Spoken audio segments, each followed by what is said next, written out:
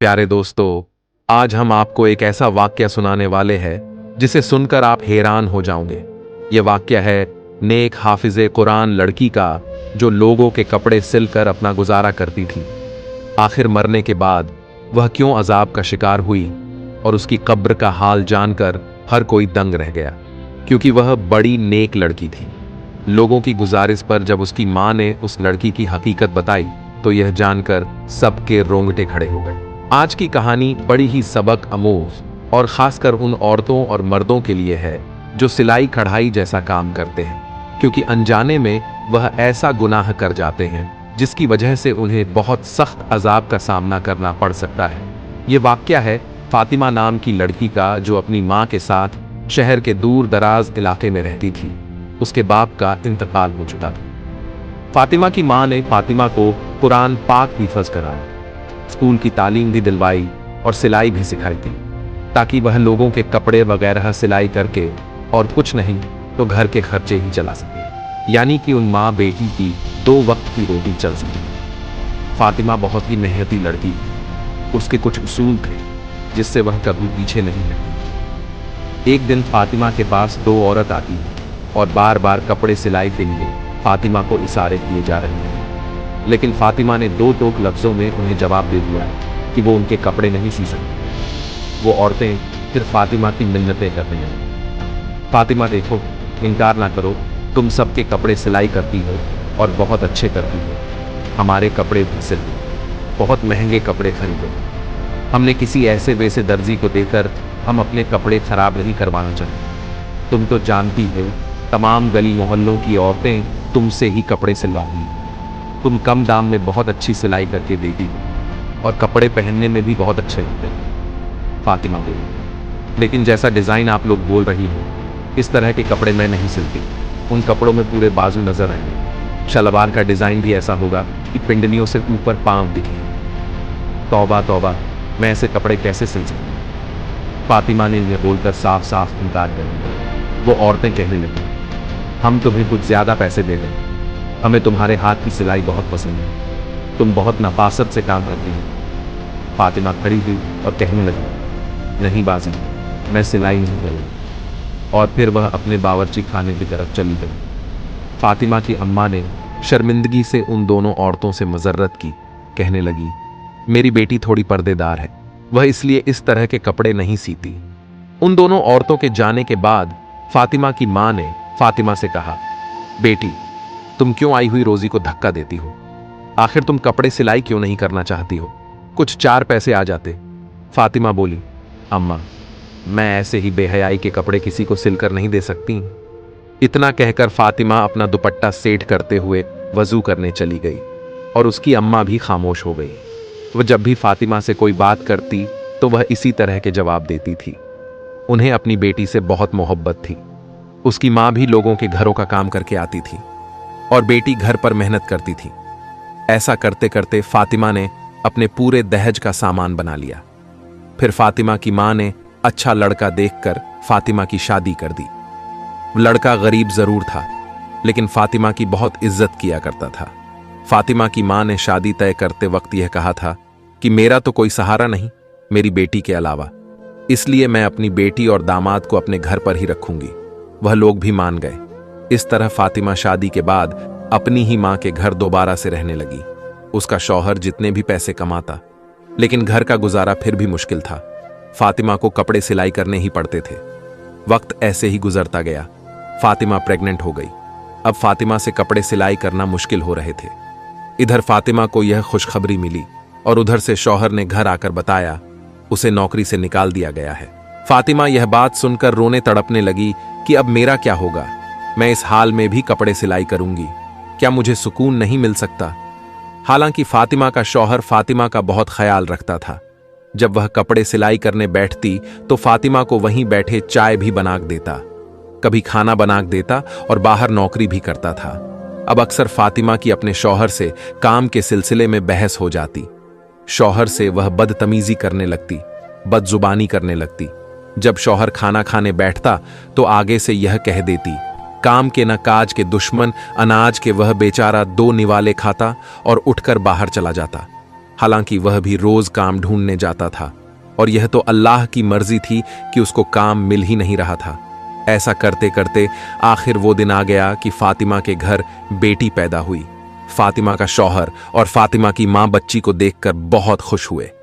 फातिमा का शौहर तो बच्ची की खुशी में घर घर में मिठाइयां बांट रहा था। इधर फातिमा के शौहर को बच्ची की खुशखबरी मिली और उधर फातिमा के शौहर का काम भी लग गया। जहां फातिमा के शौहर को काम मिला, वह ठेकेदार बड़ा ही सख्त मिजाज था। मजदूरों के साथ बदतमीजी से पेश आता। लोग बस मजबूरी के तहत उसके पास काम करते थे और अक्सर वो मजदूरों को गंदी गालियां भी दे दिया करता था। इधर फातिमा के घर का गुजारा मुश्किल से हो रहा था। जब बेटी थोड़ी सी बड़ी हुई तो फातिमा ने फिर से अपनी सिलाई स्टार्ट कर दी ताकि उसकी बेटी का खर्च भी पूरा हो सके। जो भी औरतें कपड़े सिलवा कर ले जाती, उनके कपड़ों में से जो कपड़ा बच जाता वो औरतें उसी को दे देती। उसी कपड़े से वो अपनी बेटी के छोटे छोटे फ्रॉक्स सिल देती और उसको पहना देती। इसी तरह वह गुजर बसर कर लेती, क्योंकि फातिमा के शौहर की इतनी कमाई तो है नहीं थी कि जिससे वह ज्यादा खर्च कर सके। बिजली के बिल और घर का सौदा सलफ ही शौहर पूरा कर सकता था। फिर एक दिन खुदा की करनी ऐसी हुई कि उन लोगों के घर में जलजला सा आ गया। हुआ कुछ यूं, फातिमा का पांव अचानक सीढ़ियों से फिसला और पहली सीढ़ी से गिरती हुई आखिरी सीढ़ी तक आ गई। उसके सर से खून बह रहा था। फातिमा की मां रोने चिल्लाने लगी। पूरा मोहल्ला उनके घर में इकट्ठा हो गया। जल्दी से फातिमा के शौहर को खबर कर दी गई। जुमे का दिन था और फातिमा का शौहर इसलिए आज काम पर था कि एक्स्ट्रा जो पैसे मिलेंगे मैं अपनी बच्ची के लिए खिलौने खरीदूंगा। उस दिन और कोई मजदूर वहां काम नहीं कर रहा था। जब फातिमा के शौहर को बीवी की ऐसी खबर मिली तो जल्दी से उसने ताले लगाए और भागकर घर वापस आ गया। चाबी उसने अपनी जेब में रख ली और जल्दी से घर आ गया। डॉक्टर के पास ले जाते फातिमा रास्ते में ही दम तोड़ गई। फातिमा के शौहर को फातिमा की कई बातें बहुत याद आ रही थीं। वह तड़प तड़प कर रो रहा था और फातिमा की मां भी बिलक बिलक कर रो रही थी। फातिमा का शौहर इसलिए भी ज्यादा रो रहा था कि उसकी मासूम सी बच्ची है। अभी तो वह इतनी छोटी थी कि मां का दूध पीती थी। यह सब सोचकर वो और भी ऊंची आवाज में रोने लग जाता। फातिमा की अचानक मौत पर हर कोई अफसोस करने लगा। कौन जानता था एक जवान लड़की भरी जवानी में यूं खामोशी से चली जाएगी। हर कोई फातिमा की नेकी के गुण गाया करता था। सभी जानते थे वो कितनी नेक थी, परहेजगार थी, हर किसी का ख्याल रखने वाली थी। हर कोई उसकी तारीफ में लगा हुआ था। फातिमा की मां और शौहर का रो रो कर बुरा हाल हो गया। वो दोनों गम से निढाल थे। फिर तदफीन का वक्त करीब आया और फातिमा का जनाजा उठ गया। फातिमा को कब्रिस्तान ले जाकर दफना दिया गया।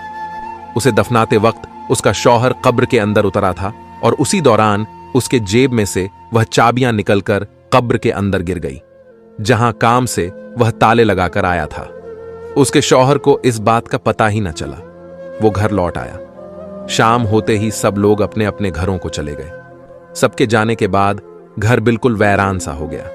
फातिमा की सिलाई मशीन सामने ही रखी हुई थी, जिसे देखकर उसकी मां बार बार रोने लग जाती, क्योंकि उसको पहले बेवा होने का दुख था और अब बेटी के चले जाने और छोटी नवासी का तन्हा रह जाने का दुख बार बार सता रहा था। फातिमा के शौहर ने फातिमा की मां को संभाला और गोद में अपनी बच्ची को भी बिठाए हुए था। लेकिन एक मां को कहां करार आना था। जिस बेटी ने मां की बाजू बनकर दिखाया था, वो इतनी जल्दी अचानक चली गई। फातिमा की मां को तो यकीन ही नहीं आ रहा था। बस फातिमा की मां यही बोले जा रही थी, अभी अभी तो मेरी बेटी कपड़े सिलाई कर रही थी, यह सब क्या हो गया। उसकी मां को किसी भी तरह से यकीन ही नहीं आ रहा था कि उसकी बेटी अब इस दुनिया से जा चुकी है। फातिमा की नन्ही बेटी भी रो रही थी और फातिमा का शौहर नहीं चाहता था कि वह अगले 3 दिन काम पर जाए। वो अपनी बेटी का खूब ख्याल रखना चाहता था और बीवी के गम में बहुत डाल था। इसलिए वह मालिक को बताना चाहता था कि मैं अगले 3 दिन काम पर नहीं आऊंगा। जैसे ही फातिमा के शौहर ने जेब को हाथ लगाया तो उसकी जेब में चाबियां नहीं थी। वो सोच में पड़ गया कि आखिर चाबियां कहां चली गईं। बहुत सोचने के बाद उसके दिमाग में आया कि चाबियां तो उसने जेब में ही रखी थी। फातिमा की मां भी अपने दामाद का परेशानी वाला चेहरा देख रही थी। कहने लगी, फुरकान बेटा क्या बात है।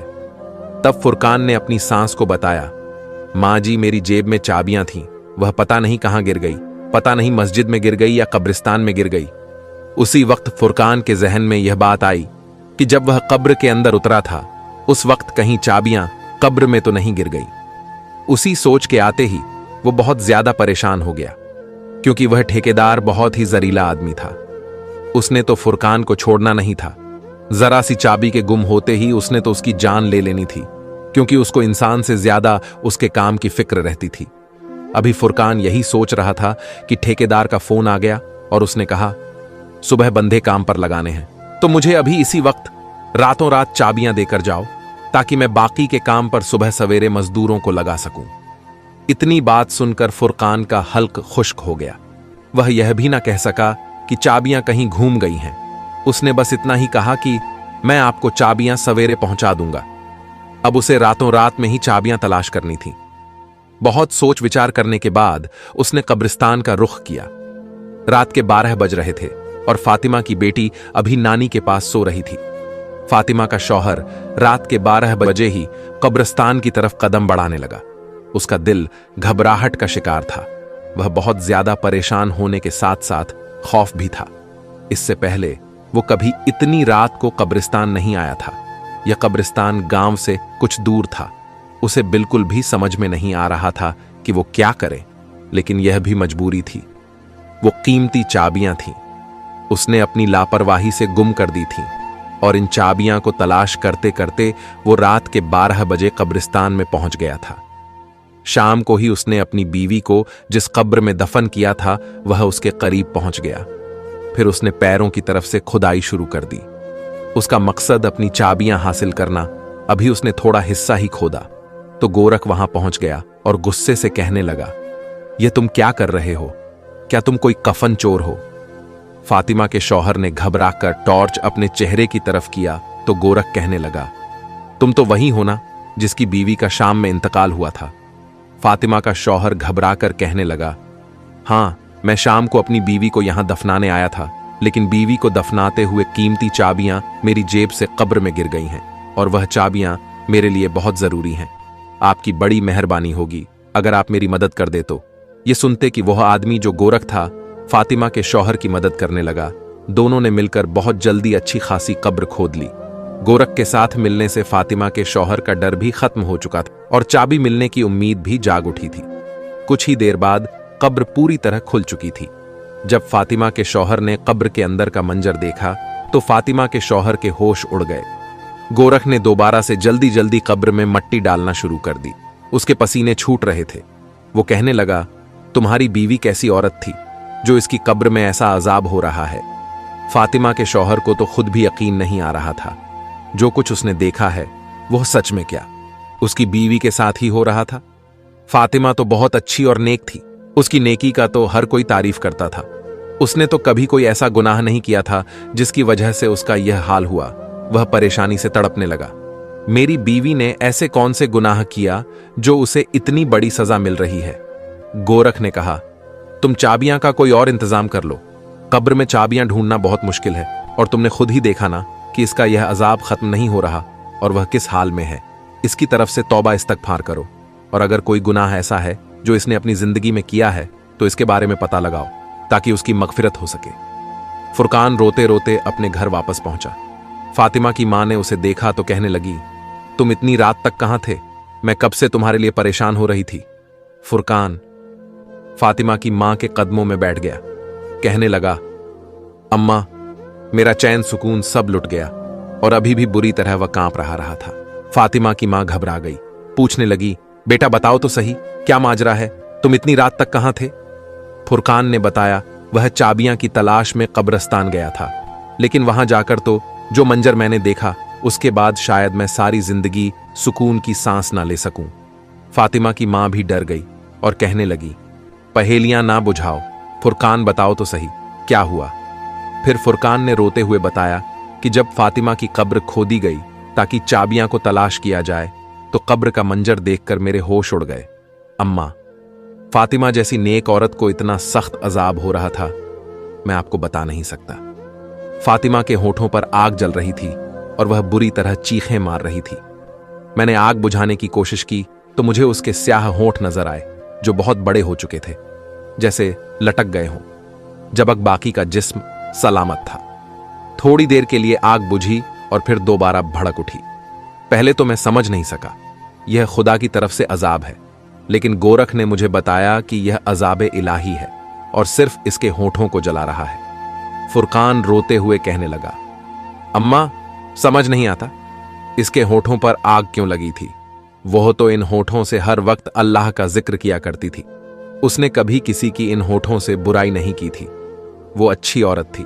फातिमा की माँ और उसका शौहर ऐसे ही सारी रात रोते रहे और अल्लाह ताला से फातिमा की मगफिरत के लिए दुआएं मांगते रहे। फजर की अजान हुई तो फातिमा की माँ कहने लगी, मस्जिद के इमाम साहब को खामोशी से सारी बातें बताओ और पता करो क्या मामला है। मेरी बेटी के साथ ऐसा क्यों हो रहा है? क्या उससे कोई गलती हुई है? इमाम साहब बहुत ही नेक और पहुंचे हुए इंसान हैं।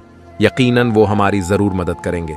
फुरकान को भी यह बात मुनासिब लगी। इस मसले का अगर कोई हल बता सकता था तो वह इमाम साहब ही थे। फुरकान नमाज के लिए गया तो नमाज के बाद उसने मस्जिद के इमाम साहब को रोक लिया और तन्हाई में उन्हें रोते हुए सारी बात बता दी। यह सुनकर वह कहने लगे, मैं फातिमा की मां से मिलना चाहता हूं। फुरकान इमाम साहब को अपने घर ले आया और फातिमा की मां से उसकी मुलाकात करवा दी। इमाम साहब पूछने लगे, अम्मा बताओ, फातिमा कहीं किसी की चुगली तो नहीं करती थी या कोई ऐसा गुनाह जो उसके मुंह से होता हो? फातिमा की मां कहने लगी, नहीं, मेरी बच्ची सिर्फ सिलाई का काम करती थी। उसे इतनी फुर्सत कहां कि वह आस पड़ोस में जाए या अपनी सहेलियों को अपने पास बुलाए। फिर यह सुनकर इमाम साहब ने एक ऐसा सवाल किया जिससे फातिमा की मां चौंक उठी। इमाम साहब ने कहा, क्या फातिमा किसी की अमानत को अपने पास रखती थी, यानी कोई बचा हुआ कपड़ा, कोई जोड़े पर लगने वाली लस वगैरह? फातिमा की मां कहने लगी, फातिमा तो बचे हुए कपड़े और धागा वगैरह सब कुछ वापस लुटा देती थी और जो कपड़ा उसे चाहिए होता था वह पूछ कर लिया करती थी।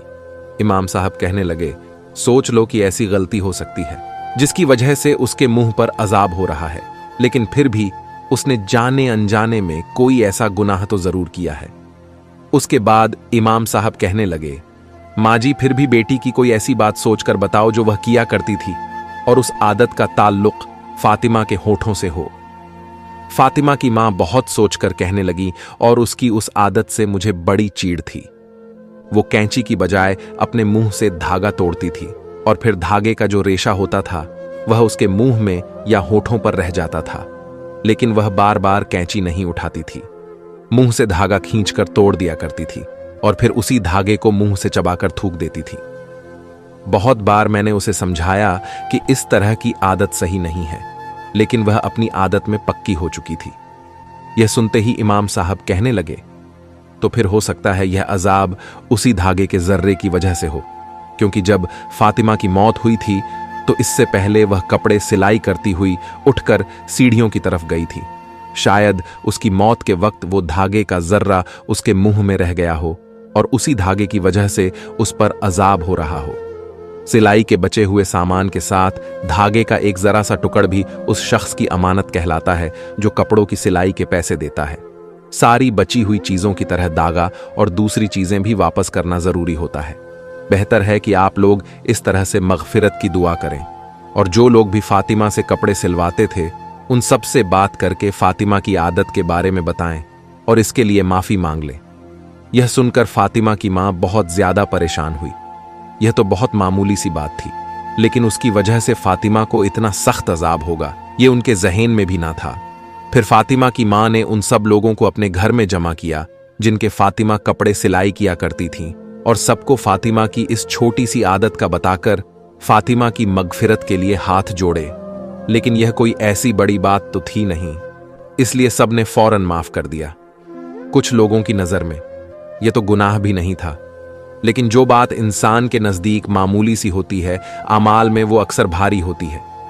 सब लोग फातिमा की अच्छी आदतों से वाकिफ थे, इसलिए फातिमा को माफ करके चले गए। उसी रात फातिमा की मां ने अपने दामाद से कहा, फुरकान, जल्दी से दोबारा चाबियां के लिए तुम उसकी कब्र को खोदो और अंदर का मंजर देखकर बताओ क्या इस पर अजाब हट गया है। फातिमा की मां जानना चाहती थी कि उसके अजाब के पीछे असल वजह क्या थी। क्या वाकई एक जरा सा धागा उस पर अजाब की वजह बना था। उस रात फुरकान फिर गोरख के पास गया और उन दोनों ने मिलकर कब्र खोदी तो देखा कि फातिमा की मैयत बिल्कुल ठीक थी। उसके पास से खुशबू आ रही थी। किसी किस्म का कोई अजाब बाकी न था और फुरकान की चाबियां भी उसी कब्र में थीं। फुरकान ने वो चाबियां वहां से उठाई और कब्र वापस से बंद कर दी और घर वापस आकर फातिमा की मां को सारा माजरा सुनाया। उन्होंने अल्लाह का शुक्र अदा किया। उनकी बेटी पर से अजाबे इलाही हट गया। दोस्तों, अगर आपको यह वाकया पसंद आया हो तो वीडियो को लाइक जरूर करिएगा। तो अब मैं आपसे अलविदा लेता हूं और मिलता हूं किसी और ऐसी ही वीडियो में।